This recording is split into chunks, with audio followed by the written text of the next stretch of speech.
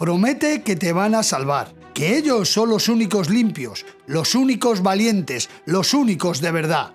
Te dicen que luchan por ti, pero nunca ganan nada que te mejore la vida. Prometen subidas imposibles, conquistas que no negocian, derechos que otros consiguen. Y cuando llega la hora de cumplir, desaparecen o te culpan a ti. Se alimentan del ruido, del titular fácil, de la mentira repetida. Mientras tanto, tú sigues cobrando lo mismo, trabajando igual, esperando algo que nunca llega.